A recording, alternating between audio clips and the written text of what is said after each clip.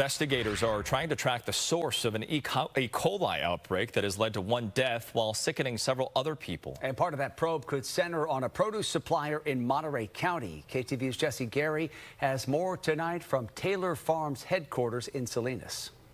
Taylor Farms finding itself under scrutiny following an E. coli outbreak one fast food chain says is linked in part to some of its produce. I think the biggest impact is to our growers and also to our communities, right? Because we want to be sure that our communities feel that there's confidence in the safety of our food systems. Monterey County Agriculture Commissioner Juan Higaldo says that confidence has taken a hit following the outbreak earlier in the week. At least 75 people have been sickened and one Colorado man has died as a result. There are some strains of E. coli, certain genetic types of E. coli that encode toxins that can make them quite dangerous. McDonald's says tainted slivered onions supplied by Taylor Farms and used on quarter pounder hamburgers is the cause.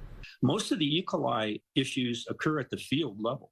And it's either from water that's contaminated that gets into the scope of the onion, or maybe blow off from an adjacent field. In an email, a company spokesperson says, "We have preemptively recalled yellow onions from our Taylor Farms Colorado facility that were sent to select food service customers.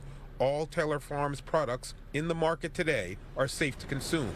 Both the FDA and CDC are investigating the source of the outbreak, which spans 13 states, but does not include California. Meanwhile, in Monterey County, where produce is a staple of the local economy, officials worry a consumer pullback from onions and other types of produce could have dire economic consequences. If people are not interested in purchasing fresh fruits and vegetables, then the labor force can be impacted, because then there's less of a need for harvesting those commodities in the fields.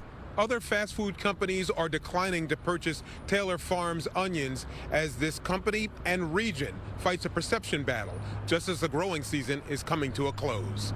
In Salinas, Jesse Gary, KTVU Fox 2 News.